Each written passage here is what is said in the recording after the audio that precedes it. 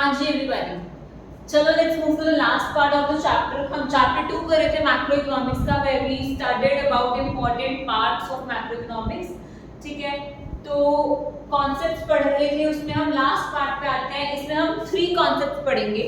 सबसे पहले कॉन्सेप्ट पे आते हैं, gross investment, net investment and depreciation. ये डिस्कस करने से पहले सबसे पहले आप मुझे बताइए इन्वेस्टमेंट होता क्या।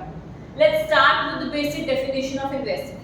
इन्वेस्टमेंट क्या होता है जी? Addition to the capital stock of an economy. मैं अगर अपने कैपिटल एसेट में या कैपिटल स्टॉक में एडिशन करती हूँ या चेंज आता है मेरे कैपिटल स्टॉक में, तो मैं बोलूंगी इन्वेस्टमेंट। बेसिकली यहाँ कैपिटल स्टॉक की बात की गई है और एडिशन की बात की गई है। You can use change in the capital stock of the economy, also you can use addition to the capital stock of the economy. कहने का मतलब ये है कि अगर मैं कैपिटल एसेट्स में और कैपिटल स्टॉक में एडिशन कर रही हूँ या मेरी इकोनॉमी की कैपिटल एसेट्स में कैपिटल स्टॉक में कोई चेंज आ रहा है, तो मतलब मेरी इन्वेस्टमेंट हो रही है। क्लियर है? अगर मेरे कैपिटल में चेंज आ रहा है या मेरे कैपिटल में कुछ ऐड हो रहा है, तो मैं अपनी इकोनॉमी में क्या कर रही हूँ? I am doing an investment. Clear? उससे पहले for example construction of a building एक कैपिटल एसेट है, कैपिटल स्टॉक है, जी हाँ है। एक बिल्डिंग कंस्ट्रक्ट हुई, मेरा कैपिटल इंक्रीज हुआ, there is a change in capital, there is addition to capital, तो एग्जांपल क्या होगी? Investment. Purchase of a machinery similar example है, मैं मशीनरी परचेज कर रही हूँ, that is also an investment. ये जो इन्वेस्टमेंट है जी दो तरह की हो सकती है, फिक्स्ड इन्वेस्टमेंट और इन्वेंटरी इन्वेस्टमेंट। नाउ इसको बहुत डेप्थ में लर्न करने की जरूरत नहीं है, but you need to have the basic knowledge कि फिक्स्ड इन्वेस्टमेंट और इन्वेंटरी इन्वेस्टमेंट में फर्क क्या होता है। फिक्स्ड इन्वेस्टमेंट क्या होती है? Increase in the stock of fixed capital. जो फिक्स्ड एसेट है, फिक्स्ड कैपिटल है, उसमें कुछ चेंज आ रहा है तो वो मेरी फिक्स्ड इन्वेस्टमेंट है। इन्वेंटरी इन्वेस्टमेंट क्या होती है? इन्वेंटरी होता है जी स्टॉक। स्टॉक बेसिकली क्या होता है? वो चीज, वो प्रोडक्ट जो मैं बिजनेस में बेच रही हूँ। फॉर एग्जांपल मेरी एक शू मैन्युफैक्चरिंग की फर्म है, ठीक है, या मेरी सूट्स की, ड्रेसेस की एक मैन्युफैक्चरिंग हब है। अब लगा लेते हैं पर मेरा एक बिजनेस है, वो ड्रेसेस मैन्युफैक्चर करने का है, ठीक है। तो मेरा फिक्स्ड इन्वेस्टमेंट क्या होगा? मैं यहाँ पे मशीनें इंस्टॉल कर रही हूँ जो कि मेरा कपड़ा बनाने में काम आ रहा है, तो वो मेरी हो गई फिक्स्ड इन्वेस्टमेंट, क्योंकि मैं कैपिटल एसेट ऐड कर रही हूँ, मैं फिक्स्ड एसेट में इन्वेस्ट कर रही हूँ। स्टॉक में क्या होगा? मुझे कोई क्लॉथ चाहिए, क्लॉथ मेरा फिक्स्ड एसेट तो नहीं है, लेकिन अगेन मेरी इन्वेस्टमेंट है। समझ लो डिफरेंस?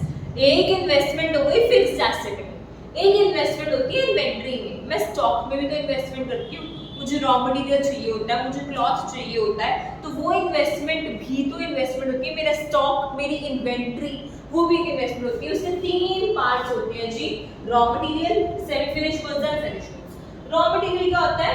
मैंने बोला ड्रेसेस बनाने की शॉप है। क्लॉथ, कपड़ा आया, मेरा रॉ मटेरियल है। कितना कपड़े का स्टॉक पड़ा हुआ है मेरे पास, मैंने कपड़े में कितनी इन्वेस्टमेंट करी, वो आएगा raw material. Second, semi finished. Semi finish क्या होता है? कई सूट्स मार्केट में बिकते हैं, तुमने देखा जो फुली स्टिच नहीं होते, सेमी स्टिच होते हैं। मतलब जो मैं बेच सकती हूँ लेकिन वो मेरा फिनिश गुड नहीं है, उसको आगे मेरे को प्रोसेस करना पड़ेगा, राइट। सेमी स्टिच सूट्स भी आते हैं ना, आधे सिले हुए होते हैं, उसकी स्टिचिंग खुद करवानी पड़ती है, वो होते हैं सेमी फिनिश गुड्स, जो पूरी तरह से फिनिश नहीं हुए। फिनिश गुड्स ऑब्वियसली अगर मेरी शॉप है सूट्स की, तो मैं बने बनाए रेडीमेड सूट्स भी बेचूंगी, तो वो कितना पड़ा हुआ है। तो तीनों चीजें, मेरे पास रॉ मटेरियल का कितना स्टॉक पड़ा है, सेमी फिनिश गुड्स का कितना बड़ा है, जो मतलब अभी प्रोसेस में काम खत्म हो जाएगा, वो मैं बेच भी सकती हूँ, उसका मैं आगे प्रोसेस भी कर सकती हूँ, या मेरा फिनिश गुड्स, ये तीनों में भी तो मैंने इन्वेस्टमेंट करी। तो अगर मैं रॉ मटेरियल में या स्टॉक में, स्टॉक का दूसरा नाम है इन्वेंट्री में इन्वेस्टमेंट करती हूँ, तो वो मेरी इन्वेंट्री इन्वेस्टमेंट है। लेकिन यहाँ पे अब हम पढ़ते हैं तो आपको आई गेस क्लियर हो गया होगा कि फिक्स्ड एसेट मतलब फिक्स्ड इन्वेस्टमेंट में और इन्वेंट्री इन्वेस्टमेंट में क्या फर्क होगा, ठीक है। अब एक मेजर फोकस हम देंगे कैपिटल में, कैपिटल इन्वेस्टमेंट में, जो हमने यहाँ पे पढ़ा कि कैपिटल स्टॉक जो है बेसिकली उसकी बात करते हैं इन्वेस्टमेंट की। Depreciation, let's come to a concept. For example तुमने मशीनरी खरीदी 1 अप्रैल 2023 को, जिसकी कॉस्ट थी 10 CR, ठीक है। 10 करोड़ की मशीन खरीदी 1 अप्रैल 2023 को। अब ईयर एंड में 31 मार्च 24 को तुम सोचते हो कि मैं ये मशीन बेच देती हूँ। अब मुझे एक बात बताओ, क्या उसको 10 करोड़ की बेचोगे? नहीं बेच पाओगे। क्यों? क्योंकि इसकी वैल्यू कम हो गई होगी। लेट्स से उसकी वैल्यू कम हो गई 8 करोड़, ठीक है। अब ये जो वैल्यू में डिफरेंस आया 10 करोड़ से 8 करोड़, कितने का डिफरेंस आया जी? 2 CR। इसी 2 CR को मैं बोलती हूँ डेप्रिसिएशन। मेरी मशीनरी की वैल्यू कम हुई, कितने से कम हुई? 2 करोड़ से कम हुई। ये जो वैल्यू कम हुई किसमें? कैपिटल एसेट में। इस एसेट की जो वैल्यू कम हुई, उस कम होने वाली वैल्यू का नाम होता है डेप्रिसिएशन। तुम अकाउंट्स में बहुत डिटेल में टर्म पढ़ चुके हो कि डेप्रिसिएशन क्या होता है। Depreciation is fall in the value of fixed asset. जो भी मेरा फिक्स्ड एसेट था उसकी वैल्यू जो है ओवर द टाइम कम होगी। उस कम हुई वैल्यू को हम क्या बोलते हैं? डेप्रिसिएशन बोलते हैं। क्लियर है? यानी जो मेरी इन्वेस्टमेंट होगी उसके ऊपर वो मेरी इन्वेस्टमेंट डेप्रिशिएट होगी। एक टाइम के बाद वो जो एसेट है वो डेप्रिशिएट होगा। डेप्रिसिएशन क्लियर है? डेप्रिसिएशन के दूसरे नाम क्या होते हैं? Current replacement cost. Replacement cost क्यों? आपने बोला एक एसेट को टाइम के बाद रिप्लेस करना पड़ जाता है। क्यों रिप्लेस करना पड़ जाता है? क्योंकि उसकी वैल्यू कम हो जाती है। जितनी वैल्यू कम होती है उसी वजह से हम उसको रिप्लेस करते हैं, वही रिप्लेसमेंट कॉस्ट कहलाई जाती है। डेप्रिसिएशन की वजह से मुझे over the period of time अपने एसेट को रिप्लेस करना पड़ेगा, इसलिए उसको बोलते हैं current replacement cost. Capital consumption allowance. Capital मतलब मैंने जो भी एसेट डाला, consumption over the period of time मेरा कैपिटल कंज्यूम होता गया, यूज होता गया, तो जितना यूज हुआ उसको क्या बोलते हैं? Depreciation. Third, consumption of fixed capital. Obviously मैंने फिक्स्ड एसेट की बात की थी, मेरा fixed capital over the period of time use हो रहा है, कंज्यूम हो रहा है, कितना यूज हो रहा है उसको हम क्या बोलते हैं? डेप्रिसिएशन। डेप्रिसिएशन के 3 और नाम हैं जो हमने पढ़ लिए। डेप्रिसिएशन क्या होता है? डेप्रिसिएशन के 3 नाम होते हैं, वो हमने पढ़ लिए, ठीक है। रीजंस, ये जो मेरी वैल्यू है ये गिरती क्यों है, रिड्यूस क्यों होती है? First reason, normal wear and tear. Obviously कोई भी मशीनरी है तुम इंस्टॉल करते हो, over the period of time production process में वो नॉर्मल यूज होने की वजह से वियर एंड टियर करके अपनी वैल्यू जो है उसकी कैपेसिटी और वैल्यू कम होती है। पैसेज ऑफ टाइम, जैसे जैसे टाइम निकलता है, टाइम के साथ साथ चाहे हम उसको काम में नहीं लेके आते, मतलब चाहे मैं मशीनरी का यूज नहीं भी कर रही, I am not putting that machine to use, फिर भी ओवर द पीरियड ऑफ टाइम उसकी वैल्यू कम होती रहेगी। क्यों? नेचुरल फैक्टर्स, जैसे मशीनें होती हैं, लोहे की होती हैं, तो उसमें भी आयरन को रस्ट लग जाती है। चाहे मैं उसका इस्तेमाल करूं चाहे ना करूं, due to wind, due to water, due to moisture, whatever reasons, over the period of time, over the passage of time मेरी मशीनरी की फिक्स्ड एसेट की वैल्यू कम होगी। नॉर्मल वेयर एंड टियर क्यों था? मैंने उस मशीनरी का यूज किया, यूज करने की वजह से वो नॉर्मल वेयर एंड टियर हुआ। ऑब्वियसली यूज करने की वजह से उसकी वैल्यू, उसकी कैपेसिटी कम होगी ना। हमने बहुत अच्छे से इस चीज को यूज कर लिया। लेट्स से जैसे ब्लैकबोर्ड भी मैं 10 साल यूज करती रहूंगी, टाइम पे आएगा I need to replace it, क्योंकि ये उतनी वैल्यू का नहीं रहेगा, उतना आउटपुट नहीं देगा, उतना अच्छे से काम नहीं करेगा, तो वो हो गया normal wear and tear. Normally मैं किसी चीज को यूज करूंगी तो उसकी वैल्यू और कैपेसिटी कम होगी। अगर मैं यूज ना करूं फिर भी वैल्यू कम होगी due to passage of time, जो मैंने तुम्हें बताया। क्यों? और नॉर्मल नेचुरल फैक्टर्स की वजह से, वेदर की वजह से, विंड की वजह से, मॉइस्चर की वजह से, कुछ भी देर के लिए अगर मैं किसी एसिड को ऐसे छोड़ दूं तो भी उसकी वैल्यू जो है वो कम होगी, चाहे मैं उसको यूज करूं चाहे ना करूं। Expected obsolescence. एक्सपेक्टेड ऑब्सोलेसेंस क्या होता है? देखिए, over the period of time technology change होती है, ठीक है, लोगों का टेस्ट चेंज होता है, लोगों की प्रेफरेंस चेंज होती है, तो टेक्नोलॉजी को चेंज होने की वजह से भी और चॉइस एंड प्रेफरेंसेस को चेंज होने की वजह से भी मेरे एसेट की वैल्यू में थोड़ा सा फॉल आता है, तो ये मेरा तीसरा रीजन है। वेरी कॉमन एग्जांपल, नया आईफोन लॉन्च होगा तो पिछले वाले की वैल्यू कम हो जाएगी, राइट? तो नई टेक्नोलॉजी आएगी तो पिछले वाले की वैल्यू कम हो जाएगी। एक्सपेक्टेड है कि नई टेक्नोलॉजी आने की वजह से पिछली वाली टेक्नोलॉजी की वैल्यू थोड़ी कम होगी, दैट इज कॉल्ड डेप्रिसिएशन। ठीक है, अब एक और चीज ध्यान रखेंगे, हमने पढ़ा कि पहले साल की शुरुआत में 10 करोड़ की इन्वेस्टमेंट थी, एंड में वो 8 करोड़ की हो गई, रीजन वाज डेप्रिसिएशन। अब जो साल के एंड में मेरी मशीन की कॉस्ट थी उसको मैं बोलूंगी ग्रॉस इन्वेस्टमेंट।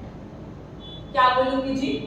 Gross investment. जो साल के एंड में 8 करोड़ मेरी वैल्यू रह गई उसको मैं बोलूंगी नेट इन्वेस्टमेंट, ग्रॉस इन्वेस्टमेंट। और जो साल के एंड में वैल्यू रहेगी उसको बोलूंगी नेट इन्वेस्टमेंट। बीच में मैंने क्या सब्ट्रैक्ट किया? Depreciation.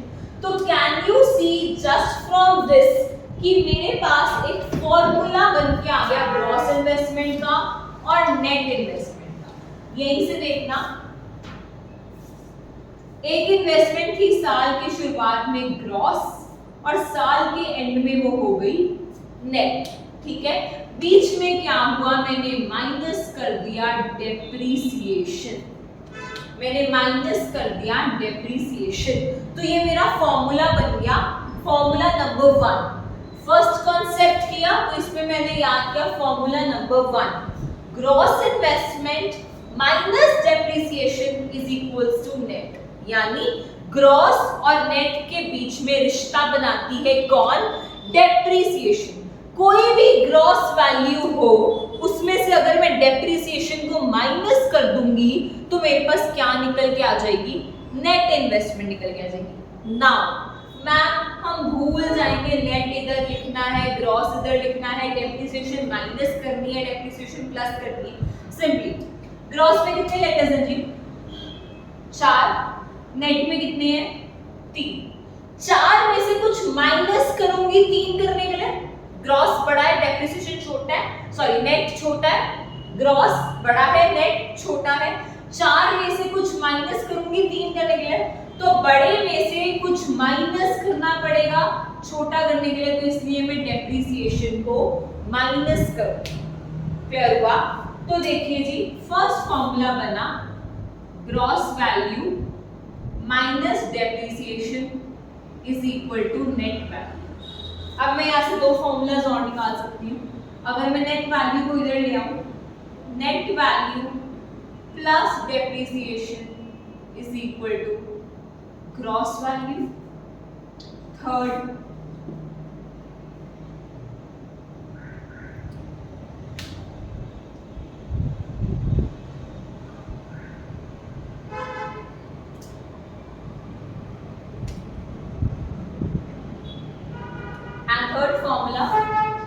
Gross value minus net value is equal to depreciation. Gross बड़ा है, नेट छोटा है, दोनों का डिफरेंस क्या है? डेप्रिसिएशन। नाउ सी, हम इसको कैसे बनाते हैं?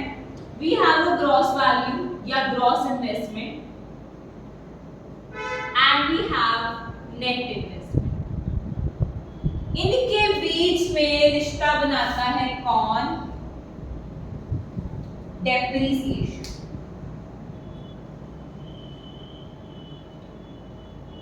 नेट से ग्रॉस में जाने के लिए, छोटे से बड़े में जाने के लिए मैं डेप्रिसिएशन ऐड करूंगी। ग्रॉस से नेट में आने के लिए, ग्रॉस बड़ा है, नेट छोटा है, ग्रॉस से नेट में आने के लिए मैं डेप्रिसिएशन सब्ट्रैक्ट करूंगी। फर्स्ट फॉर्मूला क्लियर है? Gross investment, net investment and depreciation. Clear है? ग्रॉस क्या होता है, नेट क्या होता है और डेप्रिसिएशन क्या होता है? क्लियर है? तुम अकाउंट्स कर चुके हो तो तुम्हें ये चीजें क्लियर होनी चाहिए। क्या होता है? डेप्रिसिएशन लगाने से पहले अगर मैं किसी एसेट की अमाउंट देखती हूँ तो वो ग्रॉस है। ग्रॉस मतलब डेप्रिसिएशन इंक्लूड हुई हुई है। कोई पूछता है नेट बताओ, नेट कितना है? नेट मतलब उसकी एक्सपेक्टेड जो वैल्यू कम होगी वो वैल्यू कम करके बताओ मेरी एसेट की वैल्यू कितनी है, नेट वैल्यू बताओ, डेप्रिसिएशन माइनस करके वैल्यू बताओ। I am going to read definitions for you एक बारी for gross investment and net investment. Gross investment क्या होती है? Gross investment is addition to the stock of capital before making depreciation। बड़ा common हो गया। ग्रॉस क्या होता है? वो एडिशन जो डेप्रिसिएशन लगाने से पहले, यानी मैं बोलूं तूने कितनी इन्वेस्टमेंट करी, वो बोलेगा 10 करोड़ की इन्वेस्टमेंट करी, तो बता रहा है मैं अपनी ग्रॉस इन्वेस्टमेंट बता रहा हूं कि मैंने अपने बिजनेस में 10 करोड़ की ग्रॉस इन्वेस्टमेंट करी है। ठीक है, बेसिकली क्या होता है ग्रॉस इन्वेस्टमेंट, कि तूने कितना खर्चा किया अपना कैपिटल एसेट बढ़ाने के लिए, इस साल में कितना कैपिटल एसेट तुमने बढ़ाया। और नेट इन्वेस्टमेंट क्या होती है? Net investment is the actual addition made to the capital stock. ये होता है नेट इन्वेस्टमेंट एक्चुअल एडिशन। वो देखा यार तू नेट बता, तूने नेट अपने उसमें कितना खर्चा किया है कैपिटल स्टॉक में, तो बोलेगा अच्छा वो 2 करोड़ का उसमें डेप्रिसिएशन लगेगी, तो मेरी नेट इन्वेस्टमेंट थी वो मेरी 8 करोड़ की आएगी। यानी नेट इन्वेस्टमेंट निकालने के लिए मैं डेप्रिसिएशन लगाऊंगी, डेप्रिसिएशन माइनस कर दूंगी। आई होप ये यहाँ तक क्लियर है। डेप्रिसिएशन के 3 फार्मूलाज हैं। पहला formula gross value minus net value, जो हमने पहले ही पढ़ा था कि ग्रॉस वैल्यू में से नेट वैल्यू निकल जाएगी तो मेरे पास डेप्रिसिएशन रह जाएगी। दूसरा formula cost of asset minus scrap value upon number of years. इसका क्या मतलब हुआ? कॉस्ट ऑफ एसेट, मैंने एसेट खरीदा जी 10 लाख का, 10 साल के बाद मैंने देखा उसकी वैल्यू कितनी रहेगी? 1 लाख वैल्यू रहेगी। ठीक है जी, तो एंड में वैल्यू उसकी बढ़ी है, कितनी बढ़ी है? 1 लाख। एक्चुअली में कितने का था? 10 लाख। कितने साल चलाया जी? 10 साल चलाया, यानी 9 लाख अपॉन 10 यानी 90,000, यानी पर ईयर वो कितना डेप्रिसिएट हो रहा है? 90,000 पर ईयर वो 90,000 डेप्रिशिएट हो रहा है, तो यहाँ डेप्रिसिएशन कितनी लगी? 90,000 डेप्रिसिएशन लगी। फॉर्मूला क्लियर है? एसेट कितने का था minus scrap value. Scrap value मतलब एंड में वो कितने का रद्दी में जाएगा, कितनी रहेगी उसकी वैल्यू? लाख रुपए रहेगी। और उसके बाद कितनी उसकी लाइफ थी। कभी कभी हमें स्क्रैप वैल्यू नहीं दी होती, हमें बताया नहीं होता कि उसके एंड में वैल्यू कितनी है, यानी उसकी वैल्यू कुछ रही थी, वी अज्यूम निल थी, तो उस केस में वैल्यू ऑफ फिक्स्ड एसेट कितनी वैल्यू थी? 10 लाख। एंड में कुछ बचा ही नहीं, कितने साल वो एसेट चला? 10 साल चला, तो यानी पर साल कितना डेप्रिशिएट हो रहा था? 1 लाख डेप्रिशिएट हो रहा था। क्लियर है? ये जो टॉपिक है डेप्रिसिएशन रिजर्व फंड, ये मैं अभी आपको बताती हूँ with relating to expected obsolescence. We just coming back. Yes, there is a difference। आओ हम एक डिफरेंस पढ़ते हैं एंड इसी में clear you out depreciation reserve fund जो आपको सेलिंग की मैं क्लियर कर दूँ। ठीक है, तो डेप्रिसिएशन और कैपिटल लॉस में डिफरेंस होता है, फर्क होता है। Let me tell you what. Depreciation क्या होती है? Fall in the value of fixed assets. मुझे पता था कि कुछ टाइम के बाद मेरा एसेट की वैल्यू थोड़ी कम हो जाएगी, तो वो जो एसेट मेरी वैल्यू, जो एसेट की वैल्यू कम हुई है उसको मैं क्या बोलूंगी? डेप्रिसिएशन। ठीक है, कैपिटल लॉस क्या होता है? Loss in the value of fixed assets. वो क्या होता है कि मेरा फिक्स्ड एसेट खत्म ही हो गया, वैल्यू कम नहीं हुई, वैल्यू ही खत्म हो गई, वो होता है loss. I give you example तो ज्यादा क्लियर होगा। ये जो होती है ना डेप्रिसिएशन, ये एक्सपेक्टेड होती है। मुझे पता होता है कि कुछ टाइम के बाद मेरे एसेट की वैल्यू थोड़ी कम हो जाएगी। मुझे पता है अगर मैं एक एसेट को यूज करती रहूंगी due to wear and tear, मेरे एसेट की वैल्यू कम होती रहेगी। मुझे पता है ड्यू टू एक्सपेक्टेड ऑब्सोलेसेंस, क्योंकि न्यू टेक्नोलॉजी आ जाएगी, प्रेफरेंसेस चेंज हो जाएगी, तो न्यू उसकी वजह से मेरे एसेट की वैल्यू कम होगी। ये होगी डेप्रिसिएशन कि मेरे एसेट की वैल्यू थोड़ी कम हो जाएगी। ठीक है, ये एक्सपेक्टेड होती है, जैसे मैंने तुम्हें बताया ऑब्सोलेसेंस एक्सपेक्टेड होती है। क्यों? क्योंकि change in technology, change in taste, change in choice and preferences उसकी वजह से होती है। अब इसकी जो डेप्रिसिएशन की वैल्यू कम हुई है, इसके लिए कोई प्रोविजन बना के रखती हूँ। मुझे पता है कि कुछ टाइम के बाद मेरे एसेट की वैल्यू कम हो जाएगी, तो मैं कुछ प्रोविजन बना के रखती हूँ। इसको मैं क्या कैसे रिजॉल्व करती हूँ? Through depreciation reserve fund. अब मैं समझाती हूँ कैसे। डेप्रिसिएशन की वजह से फिक्स्ड एसेट्स को रिप्लेस करना पड़ेगा। ऑब्वियसली कुछ सालों के बाद उसकी वैल्यू बहुत कम हो जाएगी और मुझे उसको रिप्लेस करना पड़ेगा। हमने स्टार्टिंग में भी पढ़ा था डेप्रिसिएशन का दूसरा नाम क्या होता है, रिप्लेसमेंट कॉस्ट बोलते हैं उसको, जिसपे मैं एसेट को रिप्लेस करती हूँ। तो मुझे ये पता है कि डेप्रिसिएशन की वजह से, क्योंकि वैल्यू कम होती रहती है, मुझे अपने एसेट को रिप्लेस करना पड़ेगा, बदलना पड़ेगा। अब देखो, लेट्स से एक मशीन है और वो 10 साल के लिए, मेरे को उसको एक्सपेक्टेड लाइफ 10 इयर्स है। 10 इयर्स के बाद मेरे को मशीन को रिप्लेस करना पड़ेगा। मशीन 10 करोड़ की है, तो 10 साल बाद मुझे 10 करोड़ फिर से चाहिए। अब 10 करोड़ फिर से कहाँ से आए? समझ रहे हो कि डेप्रिसिएशन की वजह से फिक्स्ड एसेट्स को रिप्लेस करना पड़ता है और रिप्लेसमेंट रिक्वायर्स फंड्स। उस रिप्लेसमेंट के लिए मुझे क्या चाहिए? फंड्स। अब क्या ये फंड्स इमीडिएटली आ जाएंगे मेरे पास? नहीं आएंगे। इमीडिएटली वो फंड्स मेरे पास नहीं आएंगे। तो ये जो फंड्स की प्रोविजन है, it is done on annual basis. हर साल मैं अपने प्रॉफिट्स में से कुछ अमाउंट साइड पे बचा लेती हूँ और डेप्रिसिएशन रिजर्व फंड में डाल देती हूँ, जो कि मुझे 10 सालों के बाद वहाँ पैसे इकट्ठे होके मिल जाएंगे, जिससे मैं नया एसेट खरीद सकूं या ये जो एसेट था पुराना उसको रिप्लेस कर सकूं। बात समझ रहे हो? डेप्रिसिएशन की वजह से एसेट की वैल्यू क्या होगी जी? कम होगी। एसेट की वैल्यू कम होगी तो कुछ टाइम के बाद मुझे उसको बदलना पड़ेगा। कुछ टाइम में उसको बदलना पड़ेगा। बदलने के लिए मुझे क्या चाहिए? फंड्स चाहिए। अब वो फंड्स एकदम से आ जाएंगे 10 करोड़? नहीं, उसको मैं over the period of time annually save करती हूँ। कैसे सेव करती हूँ? डेप्रिसिएशन रिजर्व फंड बना के। अब आप बोलोगे मैम ये फंड में कितने पैसे डालते हो, कितने सालों के लिए डालते हो, कैसे अपने प्रॉफिट में से कुछ अमाउंट साइड पे निकाल के रखते हो? वेरी सिंपल, मैंने मशीन खरीदी जी 10 लाख रुपए की, ठीक है, 10 लाख की मशीन खरीदी। मैंने को पता था कि ये जो मशीन है उसकी एक्सपेक्टेड लाइफ 10 इयर्स है। मेरे को क्या पता था कि ये 10 लाख की मशीन कितने सालों के लिए काम करेगी? 10 सालों के लिए काम करेगी। तो हमने डेप्रिसिएशन का फॉर्मूला पढ़ा था, क्या होता है? Cost of asset upon life. 10 lakh की मशीन 10 सालों के लिए काम करेगी, यानी 1 लाख रुपए से वो हर साल डेप्रिशिएट हो। 1 लाख रुपए से हर साल उसकी वैल्यू जो है वो कम होती रहेगी। क्लियर?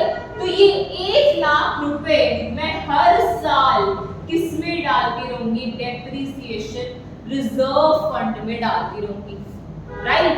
हर साल मैं 1-1 लाख रुपए डेप्रिसिएशन रिजर्व फंड में डालती रहूंगी अपने प्रॉफिट्स में से कुछ बचा के। क्यों? क्योंकि मुझे पता है ये जो मशीन है ये 10 साल ही चलेगी। अब 10 सालों के लिए मैं 1-1 लाख रुपए सेव करूंगी तो 10 सालों के बाद वो कितना हो जाएगा? ऑटोमेटिकली 10 लाख हो जाएगा और मैं रिप्लेस कर सकती हूँ उसको। फंड्स इकट्ठे हो गए। तो ये मेरा था कॉन्सेप्ट डेप्रिसिएशन रिजर्व फंड। अब एक और चीज मैंने कहा, एक केस, एक फॉर्मूला तो मैं और बताया था कि स्क्रैप वैल्यू भी बच जाती है, राइट? फॉर एग्जांपल 10 लाख का मेरा एसेट था, 10 सालों की एंड में 1 लाख उसकी वैल्यू रह गई। यानी अगर मैं वो अब बेचती हूँ तो मुझे कितने पैसे मिलेंगे? 1 लाख रुपया मुझे मिलेगा। कितने साल के लिए? 10 सालों के लिए। तो उस हिसाब से 9 लाख अपॉन 10, 90,000 मेरी डेप्रिसिएशन बनकर आ गई। 90,000 मेरी डेप्रिसिएशन बनकर आ गई। तो मैं क्या करूंगी? 90,000 को सेव करूंगी 10 सालों के लिए। 90,000 को सेव करूंगी 10 सालों के लिए। तो eight the end of 10 years ये 90,000 कितने बन जाएंगे? 9 लाख। बोलोगे मैम हमें तो 10 लाख रुपए चाहिए थे। बेटा जी 1 लाख अभी उसकी वैल्यू बची रही थी, स्क्रैप वैल्यू थी, जिसको बेच के मुझे मिल ही जाएंगे। तो ये 9 लाख तो मैंने डेप्रिसिएशन रिजर्व फंड में डाले ही थे। हर साल 90,000 कर करके ओवर 10 इयर्स 9 लाख तो मैंने डेप्रिसिएशन रिजर्व फंड में डाले ही थे। इस डेप्रिसिएशन रिजर्व फंड में इस 9 लाख के अलावा ये 1 लाख भी डाल दूंगी जो एंड में मुझे मिला जी, तो वो भी ऐड हो गया। तो अगेन मेरे पास 10 लाख रुपए हो गए at the end of 10 years to buy a new machinery. तो I hope this concept of depreciation reserve fund is clear. तो ये जो डेप्रिसिएशन है उसको मैं कैसे प्रोविजन क्रिएट करती हूँ, मैं डेप्रिसिएशन रिजर्व फंड की प्रोविजन क्रिएट करती हूँ। Clear? On the other hand जो कैपिटल लॉस होता है, जो अनएक्सपेक्टेड है, उसके लिए ऐसा कोई फंड नहीं क्रिएट होता, क्योंकि हमें एक्सपेक्टेड थोड़ी होता है। बेसिकली ये क्यों होता है? नेचुरल कैलामिटी की वजह से होता है, थेफ्ट की वजह से होता है। मैं एक्सपेक्ट थोड़ी कर रही हूँ कोई बाढ़ आ जाएगी या कोई चोरी हो जाएगी। तो यूजुअली इसकी प्रोविजन कैसे होती है? मैं इंश्योरेंस करा देती हूँ, मेरे जितने भी फिक्स्ड एसेट्स होते हैं उनकी इंश्योरेंस करा देती हूँ, जिसकी वजह से मेरा लॉस मिनिमाइज हो जाएगा, मेरा लॉस कम हो जाएगा। क्या प्रोडक्शन प्रोसेस में कोई दिक्कत आती है?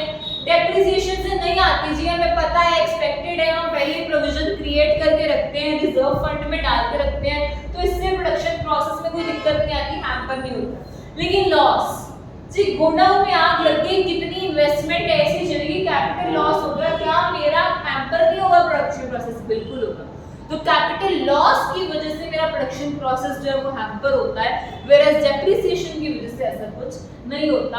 Important difference, I hope it's clear. That's all with the first point. ये फर्स्ट पॉइंट था gross investment, net investment and depreciation. We are done with the first point. Let's move to the second point. चलिए, first topic हमने पढ़ लिया था depreciation, gross investment और net investment. ठीक है, अगला टॉपिक आता है हमारा factor cost, indirect taxes, net indirect taxes, market cost, subsidies का। Very easy, let's start. Suppose करते हैं तुमने किसी चीज की कॉस्ट रखी, मतलब 500 रुपए, ठीक है, 500 रुपीज का एक प्रोडक्ट था जो तुमने मार्केट में बेचना था। नाउ लेट्स से गवर्नमेंट ने टैक्स लगा दिया उस पे 10%, तो उसकी कॉस्ट कितनी हो जाएगी? बढ़ जाएगी। 500 रुपए का प्रोडक्ट था, 500 रुपए का बेचना था, लेकिन गवर्नमेंट ने टैक्स लगा दिया, जीएसटी लगा दिया, लेट्स से 10%। तो 10% कितना होगा? 500 का 50 रुपीज। तो अब मेरी कॉस्ट कितनी हो गई? 550 हो गई। तो मेरी कॉस्ट जो थी वो बढ़ गई। एक प्रोडक्ट था, मैंने 500 का बेचना था, लेकिन गवर्नमेंट ने उसके ऊपर टैक्स लगा दिया। कितना टैक्स लगाया? 10% टैक्स लगाया। 10% टैक्स के हिसाब से 50 रुपए मुझे टैक्स पर देना पड़ेगा। तो उसकी कॉस्ट बढ़ गई, कितने से बढ़ गई? 50 रुपीज से, और कॉस्ट 550 हो गई। अब इसके अलावा गवर्नमेंट टैक्सेस तो लगाती है, गवर्नमेंट सब्सिडीज भी देती है। हमने पढ़ा है ऑलरेडी, सब्सिडी और टैक्सेस दोनों क्या होते हैं? Let's revise. ट्रांसफर पेमेंट्स होती है, ट्रांसफर इनकम होती है। टैक्सेस क्या होती है? जो गवर्नमेंट लगाते हैं taxes over production of goods and services, ठीक है। और सब्सिडीज क्या होती है? ये भी गवर्नमेंट जो है वो प्रोड्यूसर्स को देती है, फाइनेंशियल असिस्टेंस देती है, तो सब्सिडी। लेट्स से गवर्नमेंट ने 10 रुपीस की सब्सिडी भी लगाई। गवर्नमेंट ग्रांट करती है कि पर प्रोडक्ट आपको 10 रुपए की सब्सिडी मिलेगी, और गवर्नमेंट की तरफ से दे देते हैं। तो अब जब सब्सिडी मिल गई तो मैं सब्सिडी माइनस कर दूंगी, 10 रुपए माइनस कर दूंगी, तो मेरी एक्चुअली कॉस्ट जितने में मैं बेचने लगी उसको वो कितनी बनेगी? 540 बनेगी। तो 500 रुपीस की प्रोडक्शन हुई थी, टैक्सेस मैंने ऐड करे, जो सब्सिडी गवर्नमेंट ने लगाई वो मैंने माइनस कर दी, क्योंकि वो मेरे को गवर्नमेंट से मिल जाएगी। तो एक्चुअली में प्राइस कितना बना उसका, जो मैंने मार्केट में बेचना है, वो बना 540 का। अब मेरी बात सुनना, जो 500 रुपए थे इनिशियली, इसको मैं बोलती हूँ फैक्टर कॉस्ट, और जो एंड में बनकर आया वो होता है मेरा market price. Basically factor cost से मार्केट प्राइस पे जाने के लिए मैंने क्या किया? प्लस करा टैक्स और माइनस करी सब्सिडी। प्लस करा टैक्स और माइनस करी सब्सिडी। इसको बोलते हैं जी नेट इनडायरेक्ट टैक्स। क्या बोलते हैं? Net indirect tax. टैक्स में से सब्सिडी माइनस करके मेरे पास कंक्लूजन निकल के क्या आ जाता है? Indirect tax, net indirect tax. तो मेरा फॉर्मूला देखो अपने आप बन गया। फैक्टर कॉस्ट और मार्केट मार्केट कॉस्ट या मार्केट प्राइस के बीच में एक रिश्ता था। याद करने का तरीका, फैक्ट्री बड़ी होती है कि मार्केट? मार्केट बड़ी होती है।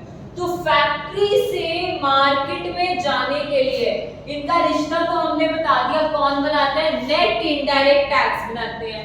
फैक्ट्री से मार्केट में जाने के लिए बड़ा क्या है? मार्केट। फैक्ट्री छोटी है, छोटे से बड़े में जाने के लिए कुछ क्या ऐड करूंगी? ऐड क्या करूंगी? Net indirect tax. Net indirect tax add करूंगी। क्लियर हुआ? ये फॉर्मूला क्लियर हुआ?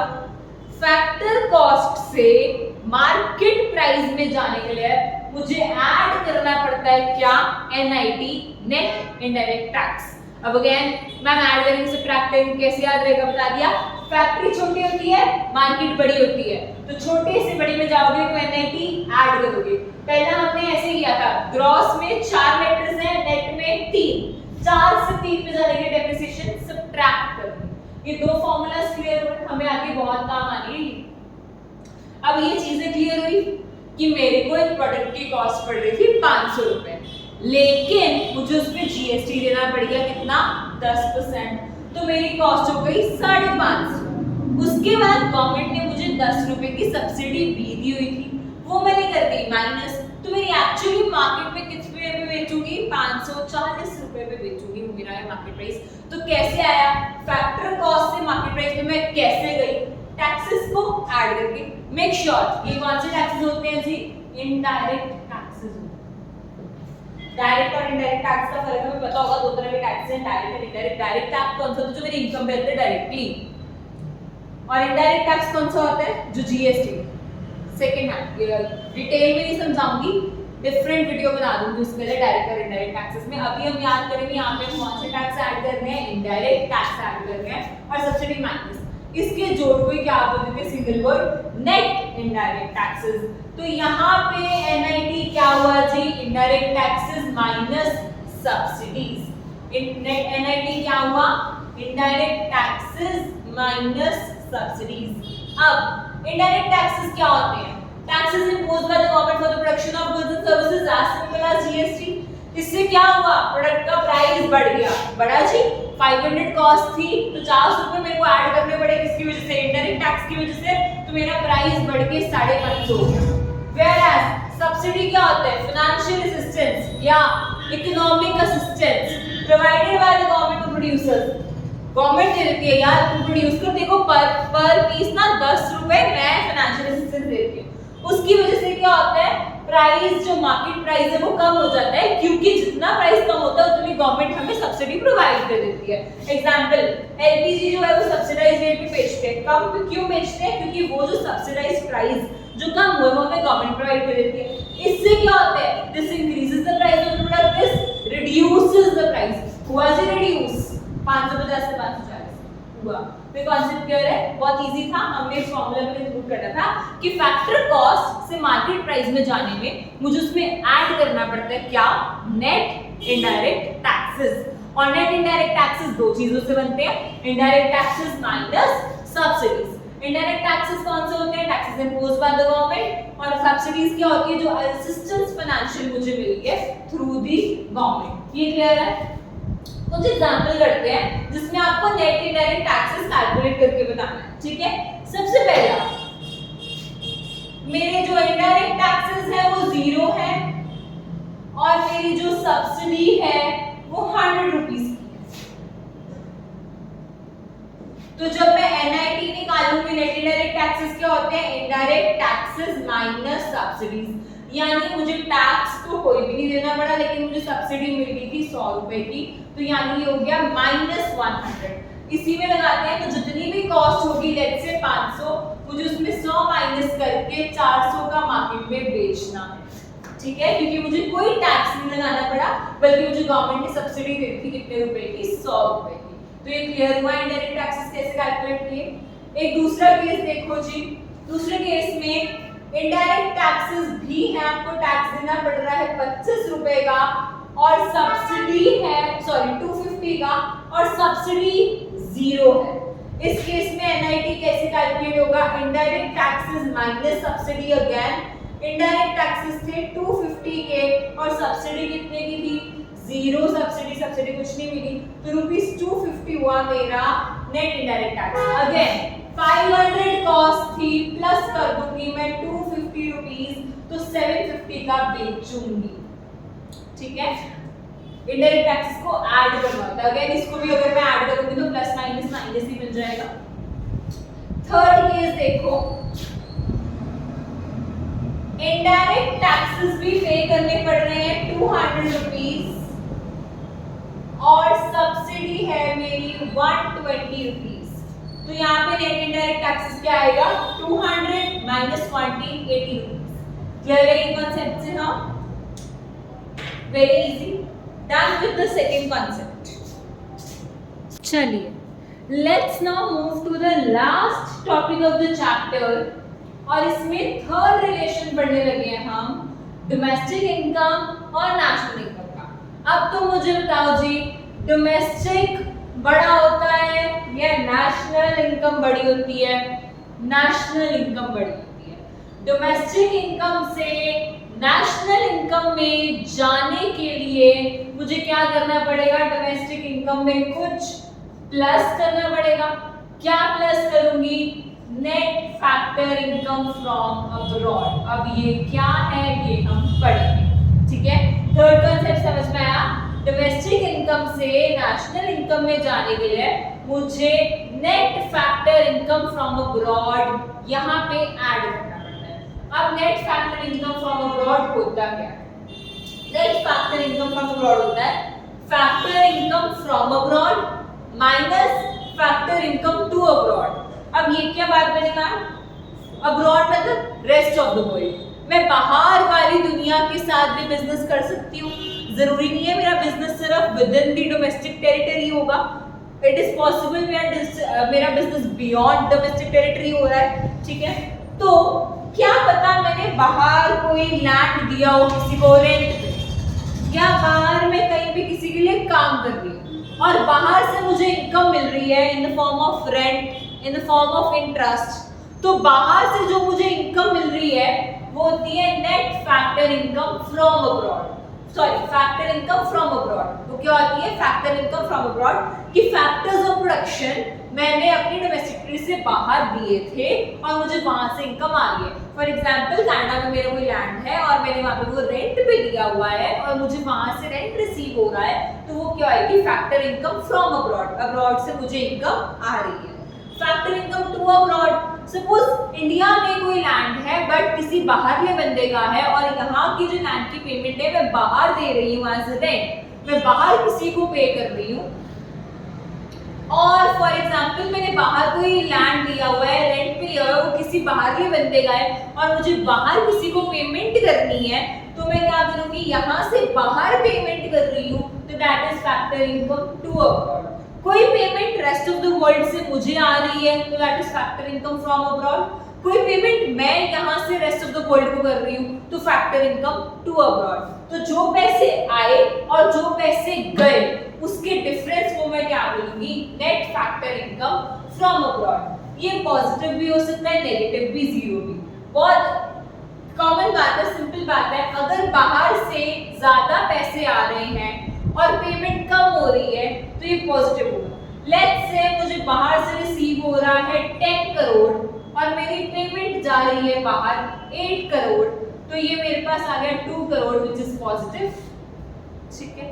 नेगेटिव कब होगा, लेट्स से मुझे बाहर रेस्ट ऑफ द वर्ल्ड से पेमेंट रिसीव हो रही है 8 करोड़, लेकिन मेरे को जो बाहर पेमेंट करनी पड़ रही है दैट इज 10 करोड़।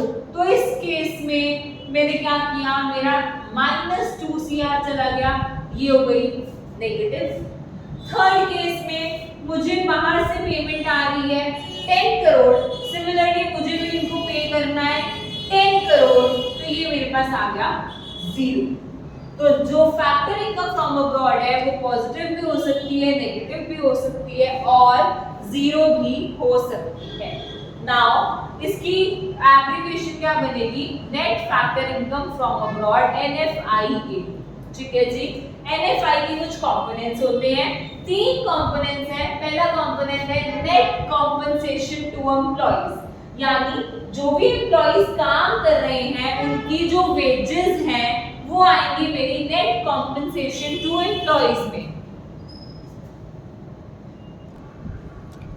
हाँ जी, net compensation to employees. Obviously इसमें क्या आएगा, compensation from employees minus compensation to employees, right. सबसे पहले नेट कॉम्पनसेशन टू एम्प्लॉइज में क्या आएगा, यानी जो भी वो काम कर रहे हैं उस काम के बदले जो उनको वेजेस मिल रही है वो इसमें आएंगी।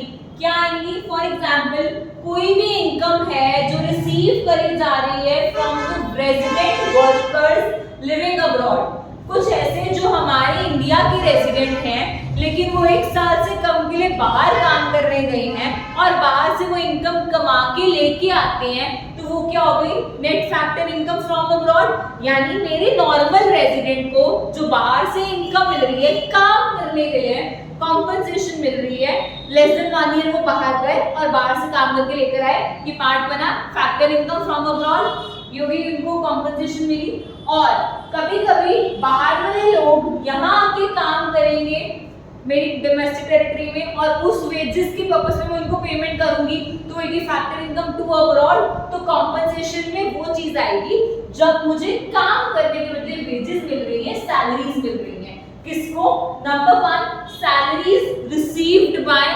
normal residents of the country who have gone to other country and do work for less than 1 year, and difference उसका किससे डिफरेंस देंगे, non residents who have come to our country and they are working in our country। तो इस चीज के दोनों के difference को हम डाल देंगे net compensation to employees. I hope ये क्लियर हो रहा है, मैं दोबारा डालती हूँ। इसके दो कंपोनेंट्स होते हैं, factor income from abroad, factor income to abroad. From abroad क्या है, जो रेस्ट ऑफ द वर्ल्ड से मैंने इनकम कमाई, टू अब्रॉड क्या है, जो रेस्ट ऑफ द वर्ल्ड को मैंने इनकम दी। इसका एक कंपोनेंट आया net compensation to employees. Compensation to employees क्या होता है, जो काम करने के बदले में उनको वेजेस या सैलरीज मिल रही है। अब इसमें भी नेट चाहिए, तो मतलब डिफरेंस होगा, किसका डिफरेंस, जो मिला माइनस जो पेमेंट कर, उसका डिफरेंस। रिसीव्ड कौन रिसीव करेगा, जो मेरे normal residents in case domestic territory से बाहर जाके काम करते हैं 1 साल से कम पहले और वहां से इनकम लेके आते हैं, तो ये income receive. On the other hand बाहर की कंट्री के लोग अगर मेरी डोमेस्टिक टेरिटरी के अंदर आके काम करते हैं फॉर लेस देन 1 ईयर, तो मैं उनको पेमेंट करूंगी, तो वो एक ही पेमेंट डन। तो ये डिफरेंस हो गया factor income from abroad minus factor income to abroad. लेकिन यहाँ हम कॉम्पनसेशन की बात कर रहे हैं, we are only talking about wages और सैलरीज पेड, ठीक है। दूसरा कंपोनेंट आता है property and entrepreneurship. Property and entrepreneurship में भी क्या होगा, इसकी पेमेंट होगी in the form of rent, interest and dividend, in the form of rent, interest and dividend, ठीक है जी। अब इसमें क्या आएगा, difference between obviously rent received and rent paid. कोई भी मुझे यहाँ बैठे बैठे रेंट मिल रहा है बाहर से, तो वो दैट इज रेंट रिसीव्ड, और मैं रेंट बाहर पे कर रही हूँ, दैट इज रेंट पेड। तो इन दोनों का डिफरेंस भी क्या आएगा, पेमेंट रिसीव करते हैं कौन, हमारे रेजिडेंट्स रिसीव करते हैं, और पेमेंट पे किसको करते हैं, हम नॉन रेजिडेंट्स को करते हैं। तो यहाँ पे भी रेंट, इंटरेस्ट और डिविडेंड, ये मेरी इनकम होगी from property and entrepreneurship. Net retained earnings, retained earnings क्या होता है, जब मैं प्रॉफिट में से अपने टैक्सेस पे कर देती हूँ और अपने प्रॉफिट में से लेट्स से टैक्सेस पे कर देती हूँ एंड डिविडेंड भी शेयर होल्डर्स को पे कर देती हूँ। टैक्सेस, कॉर्पोरेट टैक्सेस और डिविडेंड पे करने के बाद जो प्रॉफिट का पार्ट बच जाता है उसको मैं बोलती हूँ रिटेन्ड अर्निंग्स। तो रिटेन्ड अर्निंग्स क्या होती हैं, जो मेरे रेजिडेंट्स अब्रॉड रह रहे हैं उनकी रिटेन अर्निंग्स, और जो नॉन रेजिडेंट्स हैं जो यहाँ पे रह रहे हैं उनकी रिटेन अर्निंग्स का डिफरेंस, ठीक है। रेजिडेंट्स रिसीव करते हैं, नॉन रेजिडेंट्स को मैं पे करती हूँ, वेरी सिंपल। आई होप ये क्लियर है। तो नेट फैक्टर इनकम कैसे निकालेंगे, नेट फैक्टर इनकम का मतलब क्या होगा, net compensation to employees plus net income from property and entrepreneurship plus net retained earnings, ठीक है। And here we complete with the chapter that is concepts of macroeconomics.